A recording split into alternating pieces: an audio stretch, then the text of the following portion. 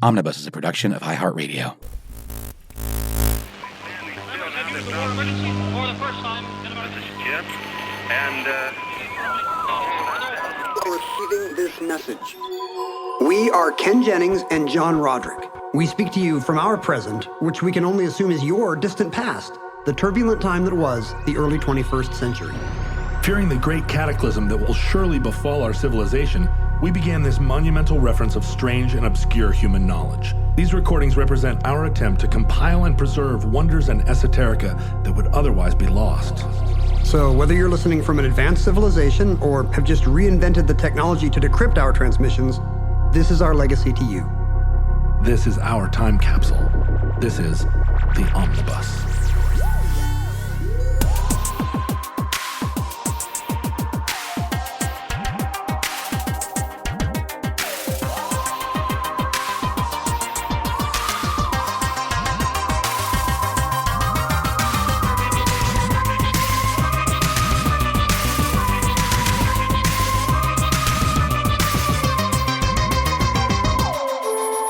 You have accessed entry 138.AC1631, certificate number 39323, Bob Dylan's Christian period.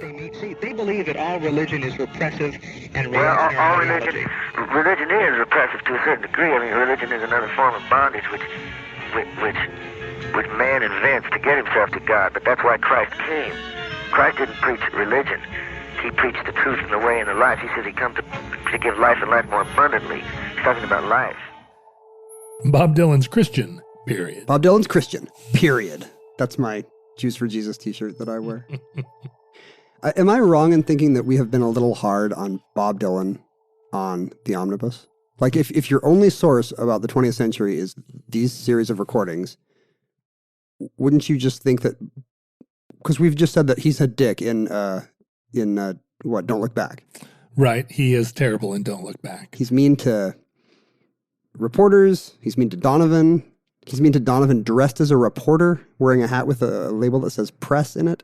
I think it's easy to be hard on Dylan because he's so lionized.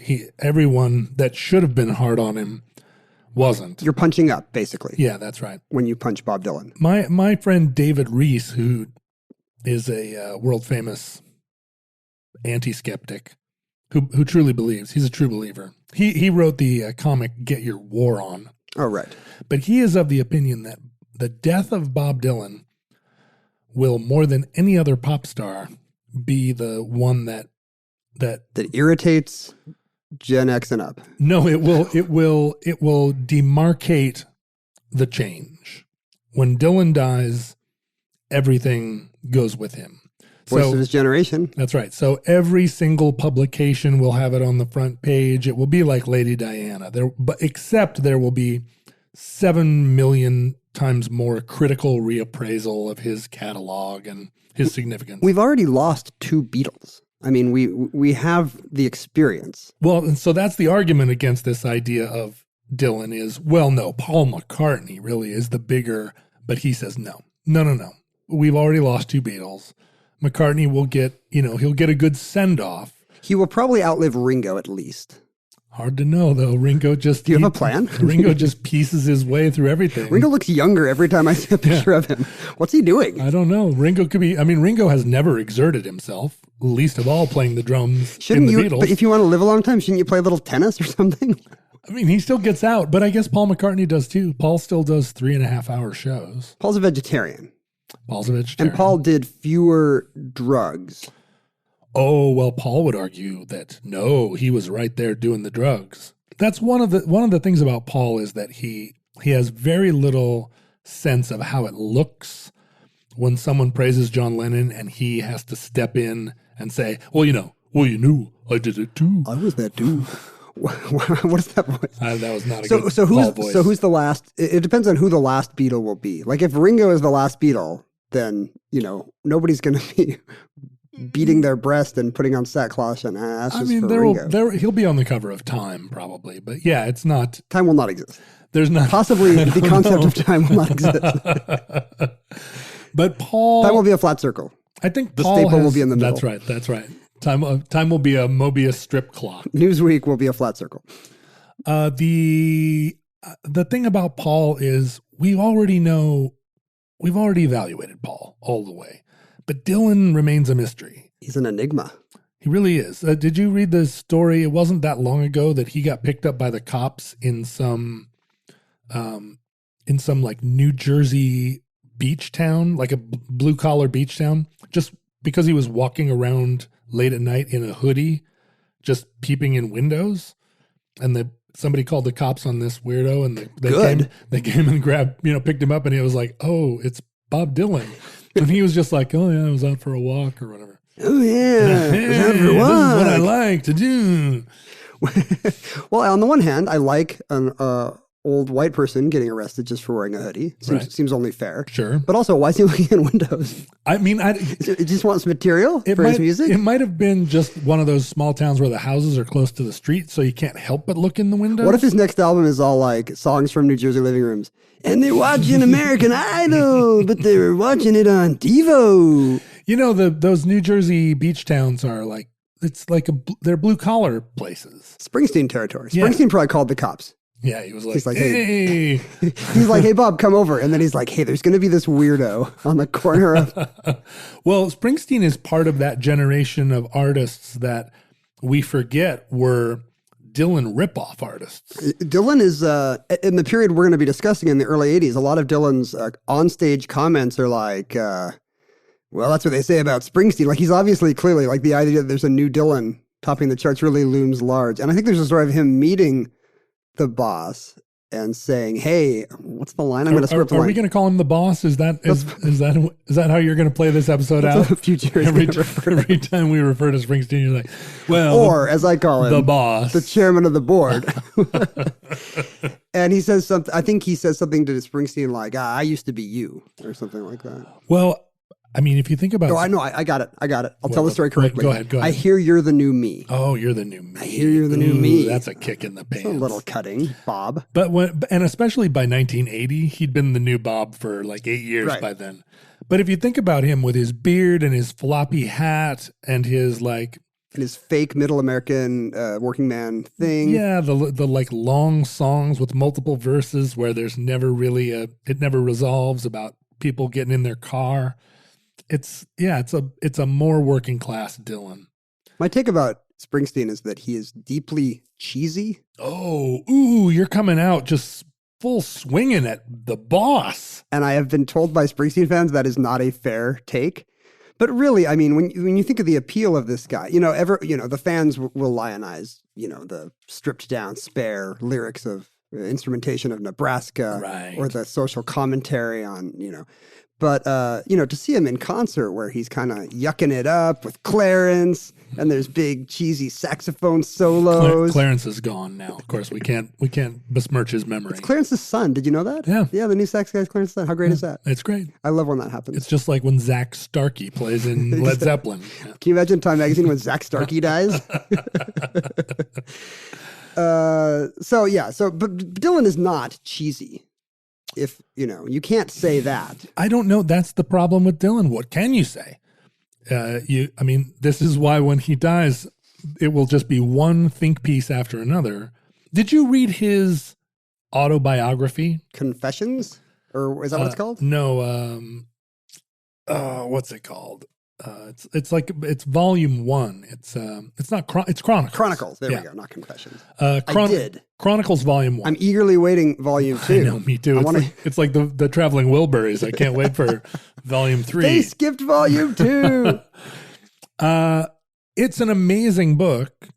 Really great read. Good writer, good storyteller. It tells stories it's not chronological. It tells stories across his whole career. Most of the book is about Oh Mercy from 1989, weirdly. Right. He's super down on Daniel Lanois. Right. And it's hilarious. And it did that amazing thing, which is it made him more mysterious, not less, because of just the structure of it and how you would choose it. How do you choose to write that? The question about Dylan to me is how much of that is calculated. Well, but refusing to accept the Nobel Prize? I mean, it's ridiculous that they nominated him. You can see a bunch of Swedish boomers exactly. who are just like, oh, we'll give it to Dylan. Or as we call them, the boomers.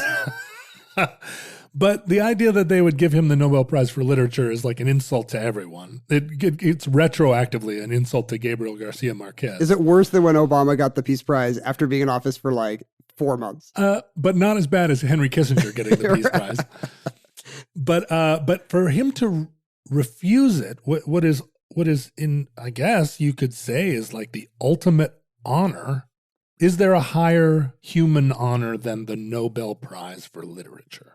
He didn't, he was making noises about how he wasn't going to show up and so forth. He did, in fact, finally accept it after a lot of back and forth. Oh, he did? Yes, but it was all very fraught. Like Dylan saying he's not going to come to the ceremony. He's never going to come.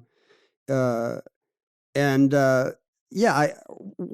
is that in service of? You just want to be an outsider when you're in your 70s and have a Kennedy Center honor and a... He's churlish. He's always been churlish.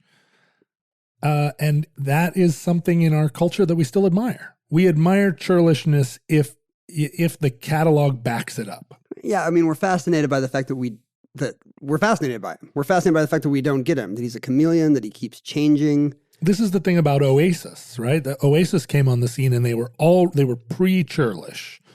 They already had a bad attitude and they hadn't done anything. And then they made some records that some would argue were middling. They're pretty good. You don't like the Oasis records? Not very much. They're fine. I was listening to Blur on our road trip last week. Blur I like. And I was listening to Blur and I was like, I want to be a Blur guy, and there's no song on here that's as good as any song on What's the Story of Morning Glory or... Well, which one were you listening to? I had Park Life. I had Park Life on, which is a great album. And I really wish that I liked the songs better than Oasis songs, and I'm a slave to... The thing about Britpop is they forgot the pop about half the time. They made a bunch of stuff that sounded like the Kinks, but the Kinks knew how to write songs, and those guys kind of didn't. Park Life is such a Kinks record. I was noticing that this time. But Dylan... Back to Dylan. I don't understand how... I mean, Paul McCartney talks about when they saw Dylan at Royal Albert Hall, and I think it was Lennon more than Paul that was just like, the audience was quiet. There was no screaming. They listened to him like it was a religious service. And Lennon wanted that. Because he had literary pretensions. He thought of himself as a poet. And so this guy's actually doing it. This guy's getting mass crowds for these dense elliptical lyrics. Right. And John goes home and writes Norwegian Wood, I guess. And they were the most famous band in the world, but it was not the fame they wanted. It was teens. But Paul didn't mind teens. He never minded teens. They were a boy band. And what Paul didn't learn from Dylan is be a little churlish every once in a while. Like, for the love of God, stop. He doesn't have it in him. Stop pandering so hard. Stop doing that little ooh face, Paul. But I should be more of a Dylanologist than I am. Do you feel like you're not? Not nearly enough. It's an intimidating canon. Yes. There's hundreds of works, and fans know about thousands of more works, and you have to know all these different names and dates, and yeah. And Dylan is the crossover artist. Like, if you buy those British, like hi-fi magazines, or if you buy Sound on Sound or whatever, some British snob music magazine, they will talk about Dylan where they would never talk about the Beatles, or hardly would. Well, prophets without honor in his own country, But Dylan is also jazz. He's also pure folk, if you want to call him that, but he's also like revolutionary. He's like Miles Davis of the three chords. So many reinventions, right? Famously plugging in at the Newport Folk Festival, and today we're just like, so what's the big deal? Well, of course, a couple of these songs are gonna have electric guitar, but no, that was against everything that folk stood for. Everything. And then after the motorcycle accident, kind of reinventing himself as kind of a acoustic, the basement tapes and kind of a pared down rustic sound, which turns into straight up country on Nashville Skyline. And then those Daniel Lanois records to be reborn in the 90s. Oh, but you forget the whole period where he painted his face white and did, this traveling vaudeville show where he's driving a GMC RV around the country. So this is right on the heels of that. In the late 70s, Bob Dylan pulled off perhaps his most surprising reinvention when he became a born-again Christian. It still resonates across the world. It still seems weird because you know it existed, but you're like, wait, really? Like as a bit? As a bit, right. But for 3 records, a full trilogy of records. How much still to this day do you suspect it's a bit? I kind of assumed it was because he's clearly a guy. He's a troll. He was one of the earliest trolls. He took pleasure in finding out what would piss off a bunch of folkies, what would make some dingus at the Royal Albert Hall yell Judas at him, and then he would do that. And he would say things in interviews just to piss people off. He was capricious, and it's what you hate about him in Don't Look Back, that he likes to get a rise out of people. Right. But the thing about it in Don't Look Back, one of the things that makes it unbearable is that you also don't feel he's quite as clever as he has the pretense that he is, right? I mean, the Beatles in those interviews where 60 guys in tab collars were shoving microphones in their face and saying like, well, the Americans are not going to like you. What do you say to that? What do you call your haircut? And the Beatles are hilarious. They've got a good joke for every question. Yeah, but they're also they're throwing it back at him. And Dylan just kind of says these cryptic things that are mean, and also they just feel like a churlish teenager could come up with that. Like, oh, well, what about your mom or whatever? It's not as funny as you want. Well, isn't that the guy who should find Jesus? Like, don't we need these churlish people examining their souls? I see what you're saying. Black souls. He looked for it in every kind of dysfunction, and then he got on the straight and narrow. It's difficult to. So the story of we can now reconstruct the story of Dylan's conversion in 1978. From the documents at the time. Record. Well, it was all a little. He refused to talk about it. Sure, for the most part, and I think Dylan. He was wise to do so. Because the last thing you want from we say he's cryptic, but do you really want that guy being sincere and pouring out his heart? That's one of the weirdest things about his conversion. Well, now let me ask you this: isn't one of the doctrines of being a Christian to spread the word about being a Christian? He is absolutely doing what a good Christian should do when he makes 3, maybe mediocre records. Oh, I see. That's his testimony. That's his testimony. Oh. And because the records are not subtle at all, as we will see. Uh-huh. But his career is at a low point in the late 70s. Street Legal has been a huge flop. A huge flop because it didn't have the tunes. Yeah, it's a name one song. Even if you're a Dylanologist, name one song on Street Legal. It's not his most fertile creative. It came out in the disco era. Yes, it doesn't. I don't think it sounds disco. But that's the thing. It's forgettable. Disco and punk rock were moving things along. Right. This was also a kind of fallow period for Neil Young, but he took it all the way to like a doo-wop record. And then he made Trans, which was all like through a vocoder. Like he could have just found Jesus. He kept moving. It's much easier. But I think Bob's also drinking too much. He has just divorced his wife, Sarah, and it's an ugly divorce. She claims, most likely because of his ugly behavior, she claims in one of the proceedings that she came down to breakfast one morning and he's there with the kids and his girlfriend, with whom he spent the night. Poor Jacob of the Wallflower sitting there eating his honeycomb. Just like, one day I'm going to write a pop song. And he comes down and I think it's this very morning, he hits her in the jaw and tells her to leave. Whoa, out of her own house. Yeah, out of her own house in her telling of the story. Out of her big brass bed. So he's lost the...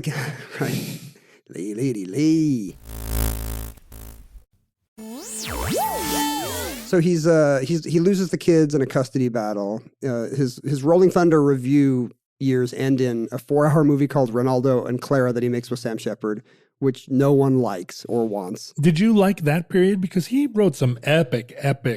I like Desire. Dylan songs. Right? Desire has, I guess Hurricane is not my favorite song, but there are good songs from that era. ISIS. You like ISIS? I like Mozambique. Yeah. I mean, we used to listen to them on tour because you could just put that record on and after 20 minutes, you'd be like, is this the same song? It is, right?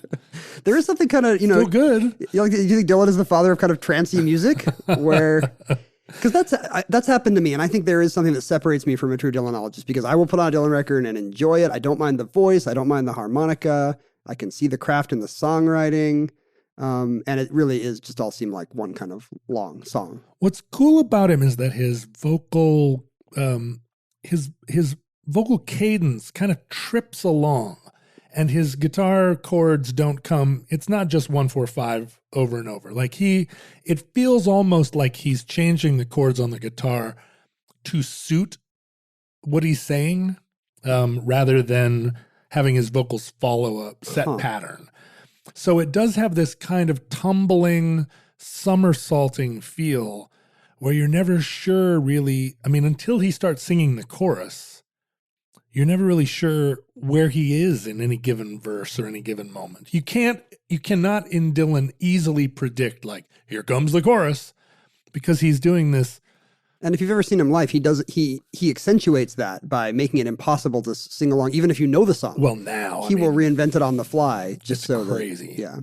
Just so that nobody can know what's going to happen next. His live shows now are an act of like aggressive contempt for his audience. I've seen him do most of his show with his back to the crowd. Yeah, and he's just like mumbling or sitting at the piano for the whole show.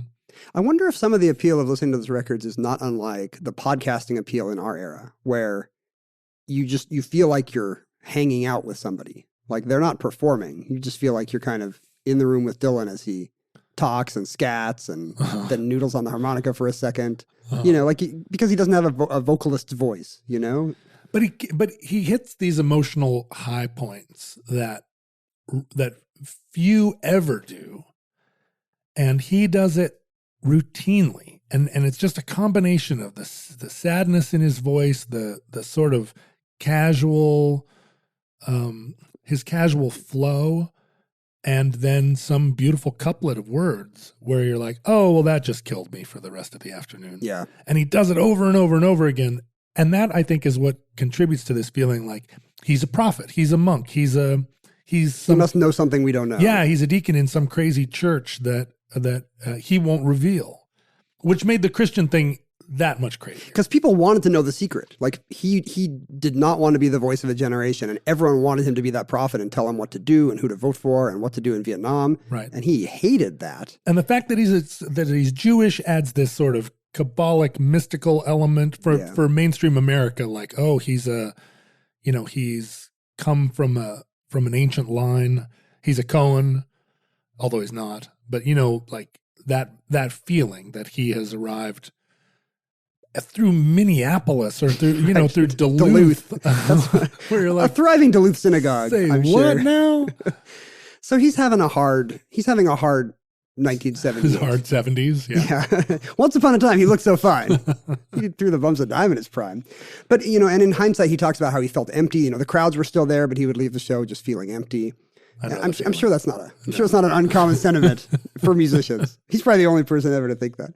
But he happens to be at a show in San Diego in November 1978 where some random person, in his telling, throws a silver cross up on the stage. And for whatever reason, he just grabs the cross and sticks it in his pocket. Does it burn? Yeah. Is that do you think that's what happens when a person of the Jewish persuasion touches a cross, John? I never touch a cross on just the rare chance that it'll burn me. Do you think Bob Dylan is a vampire? Yes or no? Answer the question.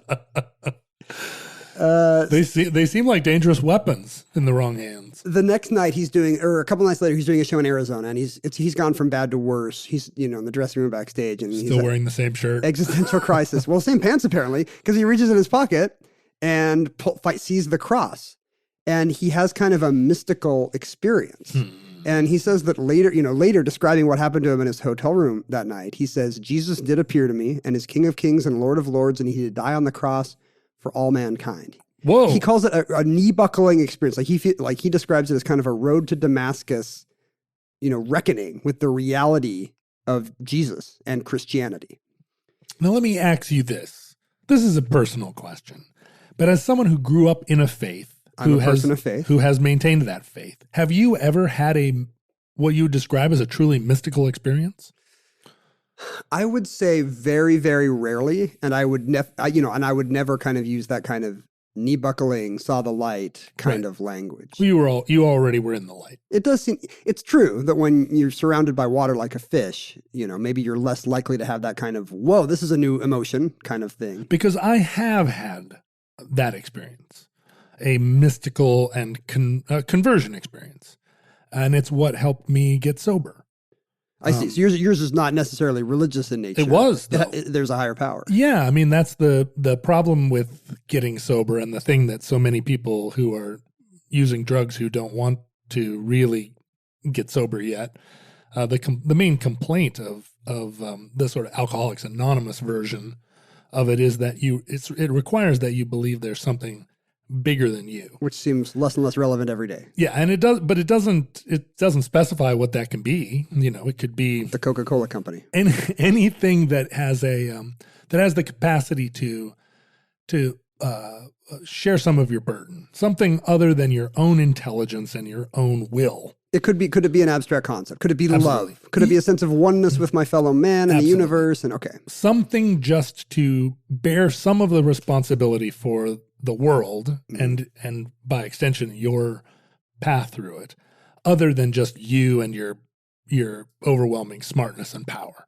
It's going to be hard for the new atheists, I think. Well, and it was. I hope they stay off the. Stay off the hard stuff. Really hard for me, as it is, I think, for a lot of addicts, because you really do believe that you're the one that sees most clearly, right? That's one of the paradoxes of being high on drugs, is that you think you've got the real picture and everybody else is living in a dream, or living, the rest of the sheep are asleep in the world. Right? And so when I had that, I had a similar kind of moment where I was just like, I can't do this anymore.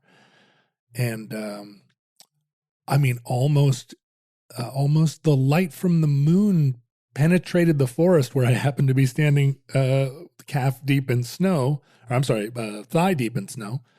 And it was just like, oh, and I'm not a religious person, but it was profound and transformative. And that was the last night I ever did drugs. I feel like when I've had those experiences, like they have felt meaningful in that they have felt like not rational and coming from outside myself, but they have been more subtle than what Dylan describes here. Well, and most people I don't think are looking for a conversion from one empty, soulless plod to a life full of meaning. I think most people are like, well, there's some meaning in my life already, and I'm not ready to sell it all.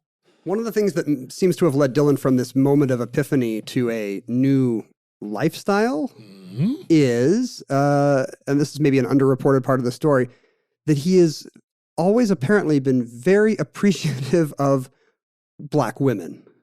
Oh, that's not really in evidence in the women he's publicly chosen to couple with. Apparently, he has had a series of secret relationships, and even a secret wife, I think, in the 80s, and a series of children that then these have all sprung from his habit of dating his backup singers.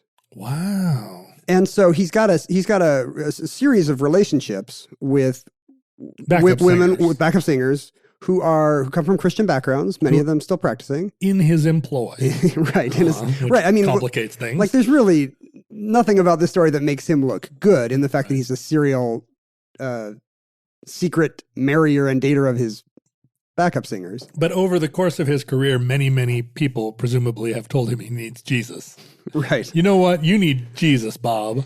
And in this time in particular, he's dating a series of his kind of, the backup singers session singers who sing kind of gospel-inflected backup stuff on his records and in concerts. Which was the style at the time. Right. A woman named Clyde King, a woman named Helena Springs. Carolyn Dennis is the one I think he secretly married in the 80s and has a child with. Do any of these women appear in the movie 20 Feet from Stardom or whatever? Oh, I don't think so. But these women recommend, praying and scripture to him.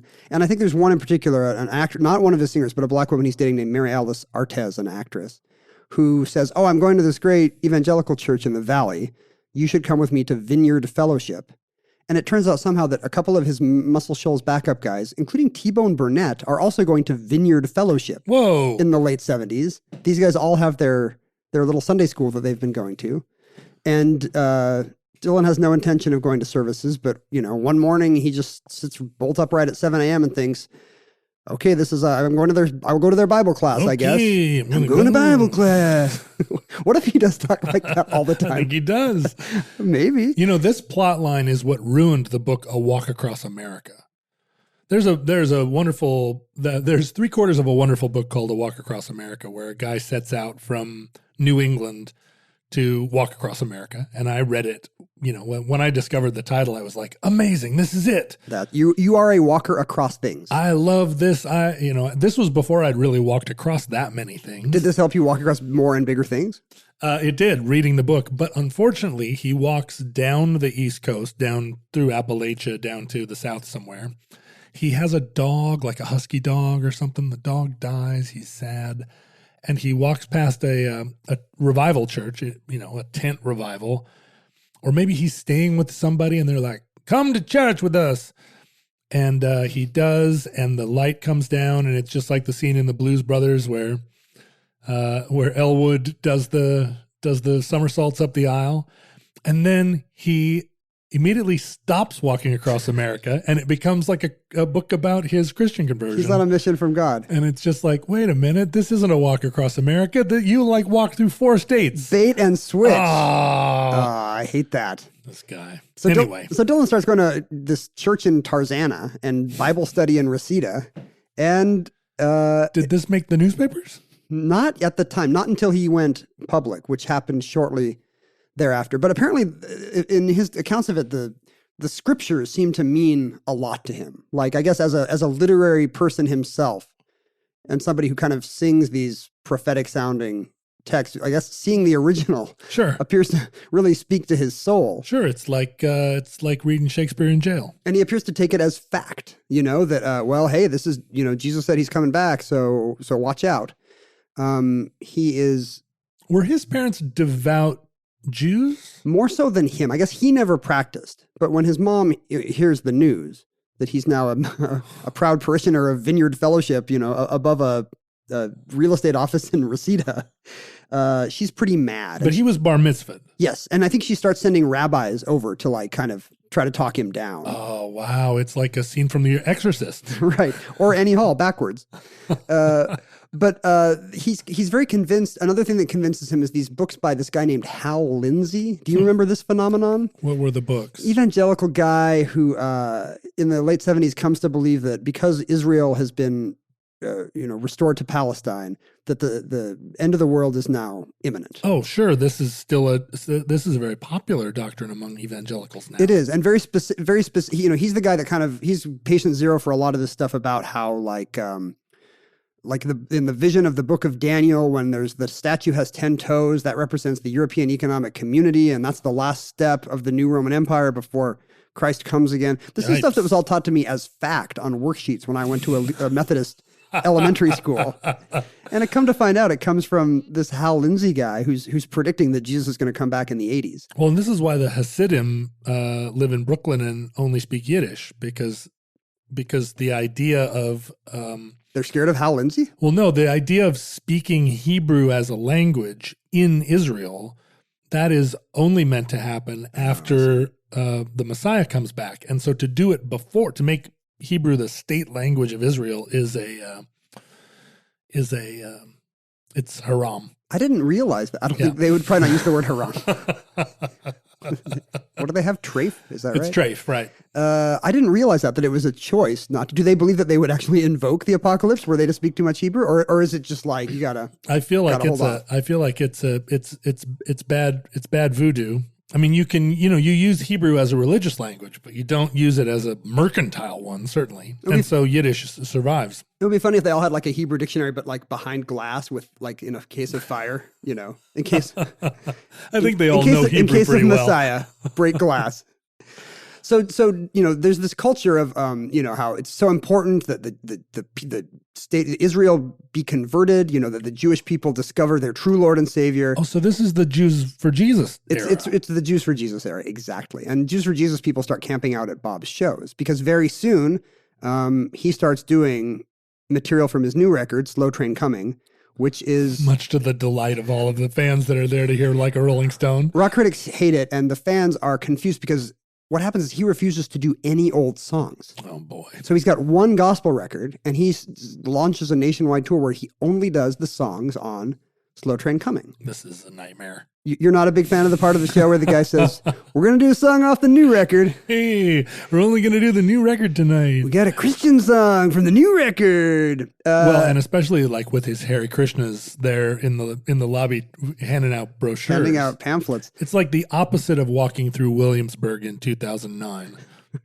In what way? There's no yogurt stores. There was a period, and I think it may even still be true, that in Williamsburg and the neighborhoods in Brooklyn there that had a concentration of Orthodox Jews.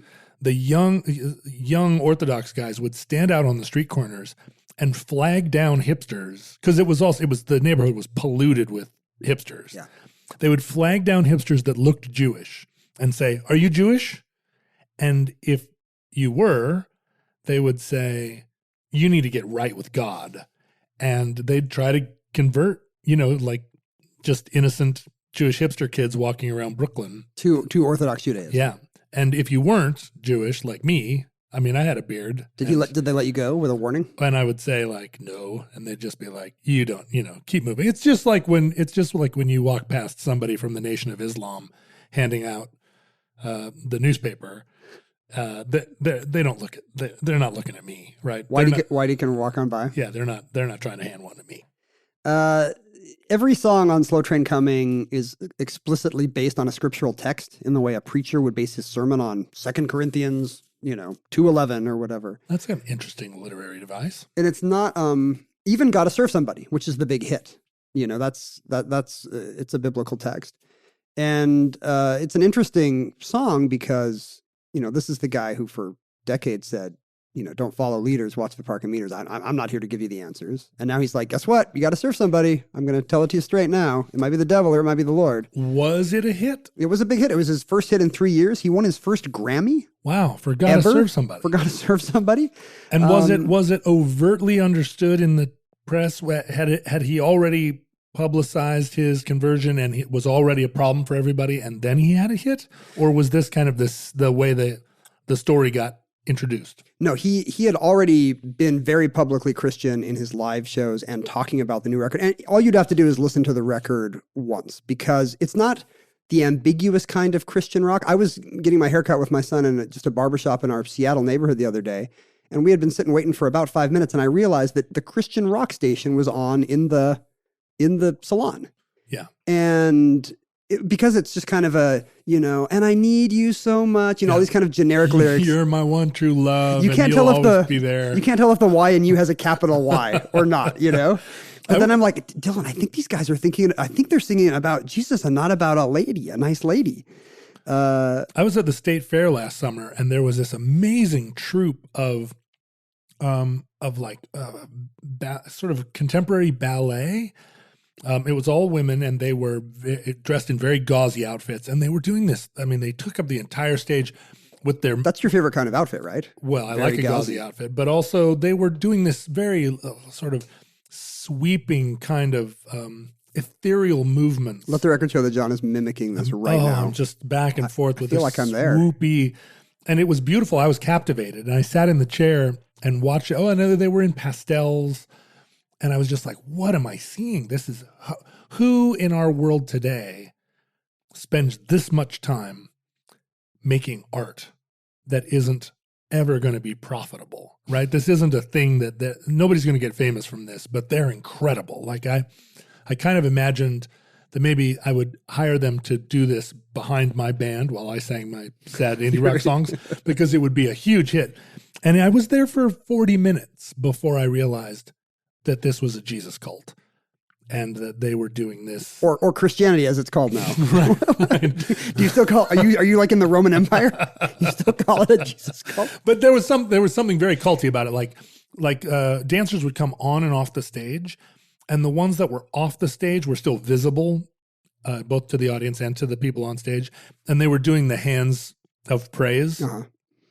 Which at first I took to be touchdown. Well, and part of the dance, like a gesture of the dance, because I don't have the vocabulary of like how high your hand has to be in the air, like where it switches from a Sieg Heil to a like praise Jesus. I don't know what the angle is. Mormons are pretty low church. We don't have any of that. You don't raise your hands up in the air, no, and wave them like you just don't care because you care. We care too much for that kind of thing. But anyway, like Slow Train Coming is not that kind of a stealth Christian record. Like here's the lyrics on one song. Jesus said, "Be ready, for you know not the hour in which I come." He said, "He who is not for me is against me," just so you know where he's coming from. Like, Whoa. like it's not, it's pretty easy to see that Bob Dylan has had a change of heart. Yeah, right. When those are the lyrics. Well, it seems a little bit militant, right? He's got a bandolier on. Well, that's what happens. I mean, the record is preachy in the literal sense that he has discovered something that he thinks everyone needs, and he wants them to be saved too. I think Ginsberg came backstage at one of the shows and said, "Man, I thought you were going to be a Christian like William Blake." Like, like he thought Dylan was going to be visionary, and like right, Ginsberg was annoyed that it was actually, that it was anger and what, justice. I imagine that, and we're talking about Allen Ginsberg here, not Justice Ginsburg. Not Justice Ginsburg. She was not at the show. But I'm sure futurelings are like, wait, those are different people? But I bet Allen Ginsberg had other things to be upset about. Great Halloween couple costume idea. Allen Ginsberg and Ruth Bader Ginsburg. I thought you were going to say Allen Ginsberg and Christian Dylan. But the record also has dopey songs as well. But, Gotta Serve Somebody I think is a solid song. It's a good song. It's on Dylan Greatest Hits collections to this day. But it's also got songs like Man Gave Names to All the Animals, which is kind of a children's reggae number. Sure. God gave names to, which is routinely called like the worst song in the Dylan canon. And it's just kind of a goofy children's Sunday school song about how, Adam saw one that wasn't too small and he wasn't too big, so he called it a pig. Oh boy. It's exactly what you would imagine, kids singing at their Christian youth camp. Kids love reggae, though. If there's one thing that's true then and now, kids love reggae. You gotta serve somebody. But this record gets a rate review. Jan Wenner loves this record in Rolling Stone. Jan Wenner, the ultimate American critic. But when Dylan starts touring on this, of course, it's not just that he's not doing any new songs. It's that he's also doing 8-minute raps full of apocalyptic biblical imagery between the songs and ranting about how all the power Satan has. How on drugs is he at this time? I don't think he is. You don't think of him as a famous druggie. No. Although he surely did some. I mean, if you look at the traveling shows of the 70s, he's pretty cocained. I wonder, maybe this is still cocaine powered. I mean, it's certainly the era for it. Right. But he definitely has a strange intensity about his beliefs. His newfound idea that Christ will come back to save the Jews, like Hal Lindsey has told him, means that he's always putting down Iran because it's the time of the oil crisis and the hostage stuff. So he's always putting down Arabs from the stage and getting booed. At one point in San Francisco, he puts down like the homosexualist agenda. Oh boy. It's trouble, but he appears to be sincere. Like at one point he's in a deposition, one of the witnesses to the Hurricane Reuben Carter case sues Dylan for how they're portrayed in the song. Oh, sure. And Dylan had to give a deposition, and the whole thing is just him ranting about how this is now Satan's kingdom now, and Satan has power, and you can't put your treasure in the earth where moth doth corrupt. So the tour is kind of a fiasco. Rock critics write, very scathingly, ungenerously about the shows. Ticket sales are low. He has to book smaller theaters, places where in London people had camped out for 72 hours to buy tickets the year before. Now there's empty seats.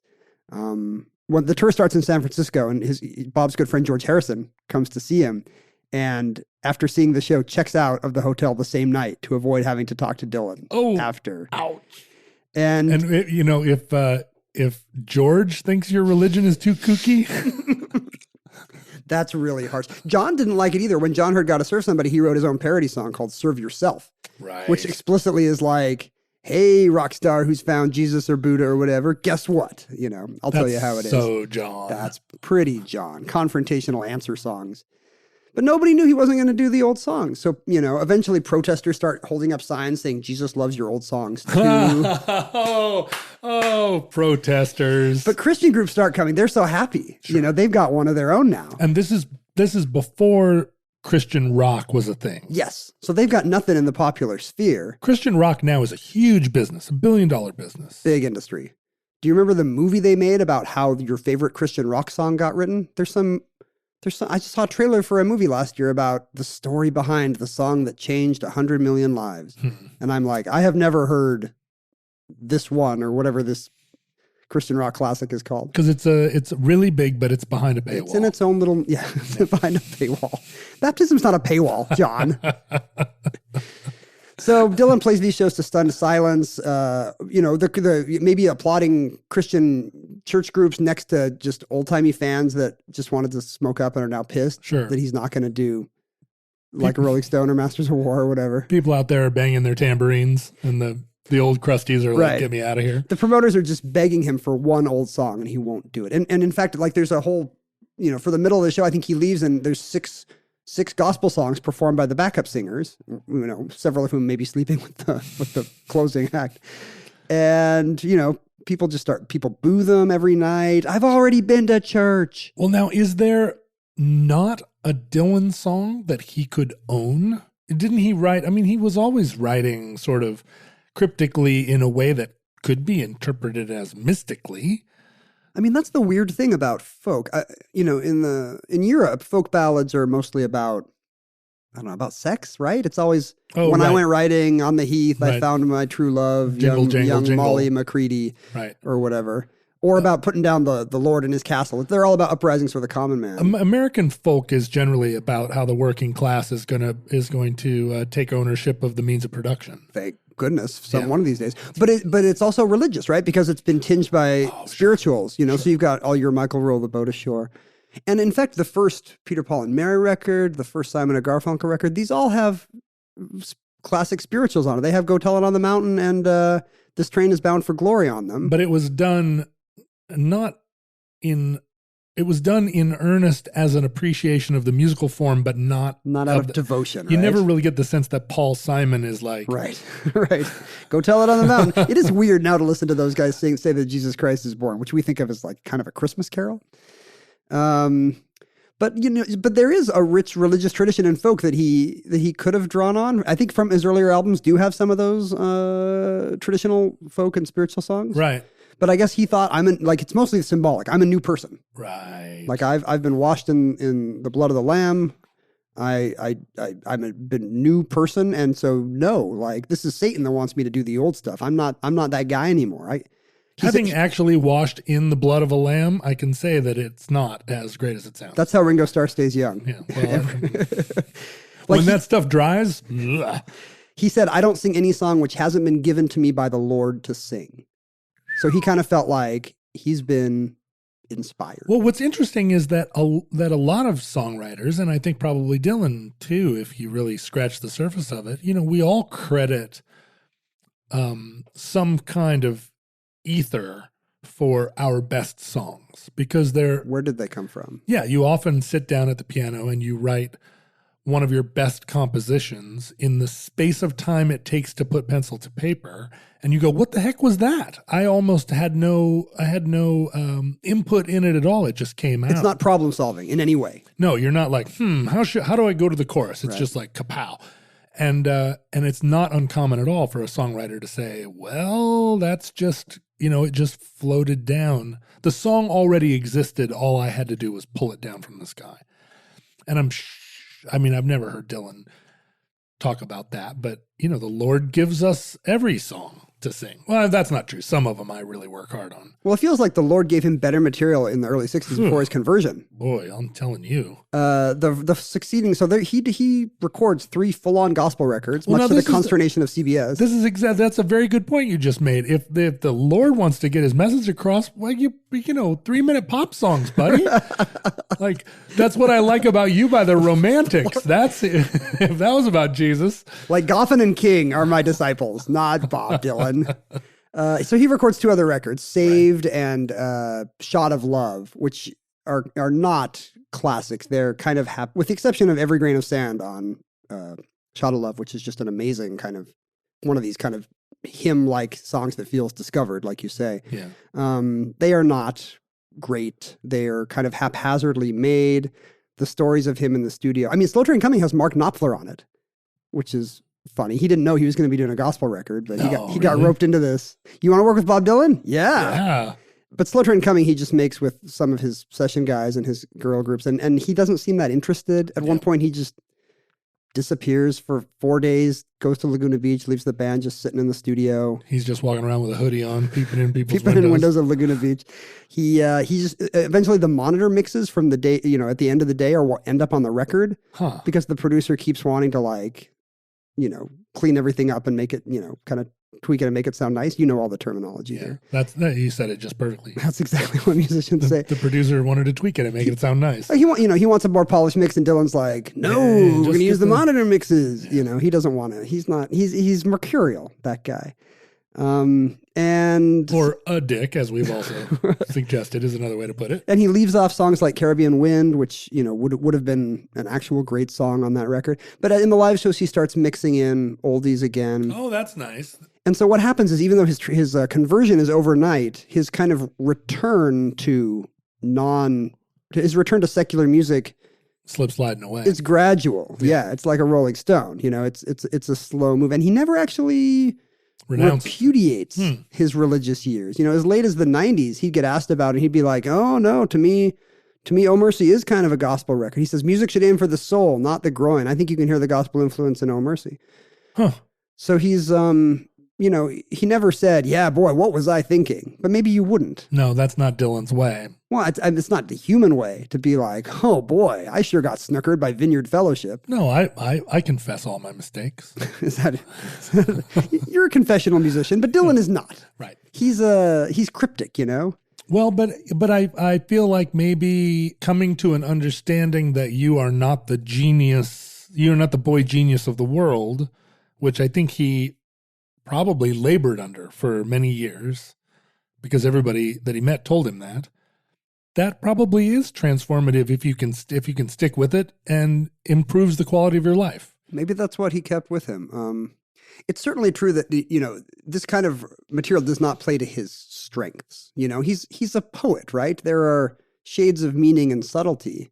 And when you're writing songs called Property of Jesus, where you've got where you're essentially a pitchman, you've got a message to get out there. Right. I mean, that doesn't, towards the end, a song like Every Grain of Sand is spiritual without being, unsubtle, I guess. Yeah. I mean, the great spiritual songs are about someone who is lost, not what the secret is to getting found. I mean, lost and then found. Yeah, these songs are not reflective at all. And I think maybe that's what's missing in them. I'm not the Dylanologist I feel like I should be. And to look at his mid to late 80s output, like he hooked up with Tom Petty and the Heartbreakers sometime immediately after this. And I think got reinvigorated in rock and roll because Tom Petty loved him so much. And he had this, the Heartbreakers at the time, one of the great backing bands. Yeah. And he found the stage again and he found big music again. Oftentimes, it really is Tom Petty that ends up saving a person. My religion is Tom Petty. I think you're not alone. And that concludes Bob Dylan's Christian period. Entry 138.AC1631, certificate number 39323 in the omnibus. Futurelings, in the unlikely event social media still exists in your era, Facebook, Twitter, and Instagram are all great places for you to post your own Dylan-related material and thoughts. Tell us what we got wrong. That's what I love is when dedicated fans of an artist. If you disagree with Ken's or my opinions about Bob Dylan, please write a long, involved letter in cursive. Send us copies of your Dylan zine. And mail it to P.O. Box 55744, Shoreline, Washington 98155. You can go to our tweets, which will be Dylan-free, presumably, at Omnibus Project. And you can go to @Ken Jennings and @John Roderick to read our tweets, which are probably going to have some Dylan content after this episode airs.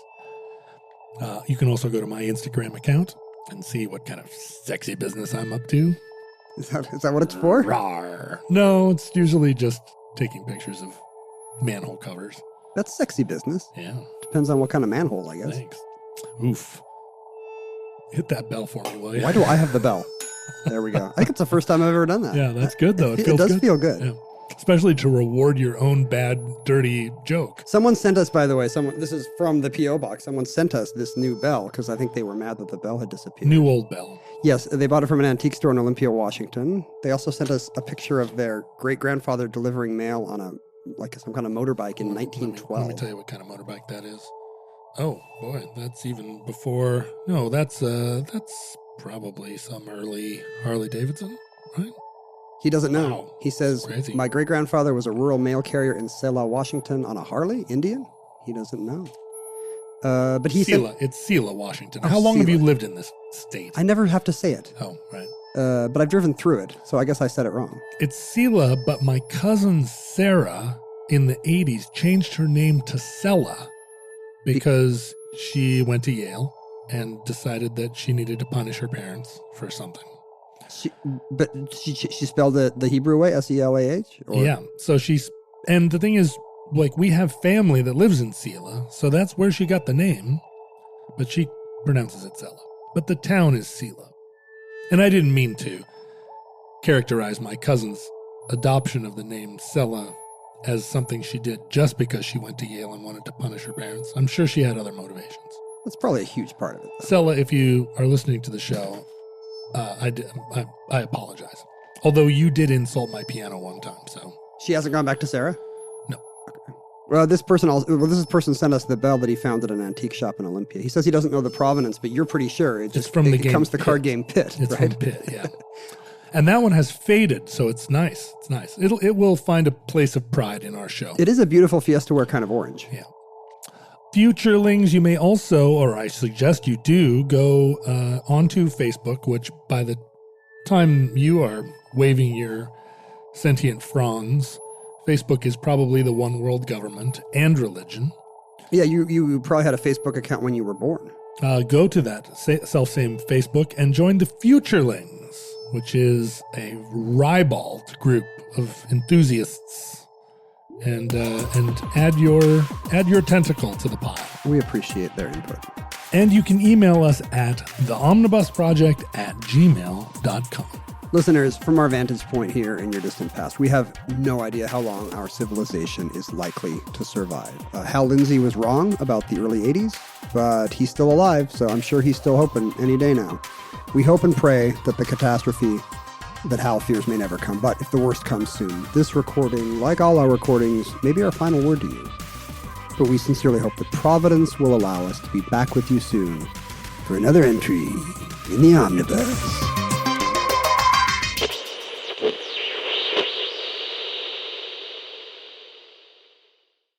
For more podcasts from iHeartRadio, visit the iHeartRadio app, Apple Podcasts, or wherever you listen to your favorite shows.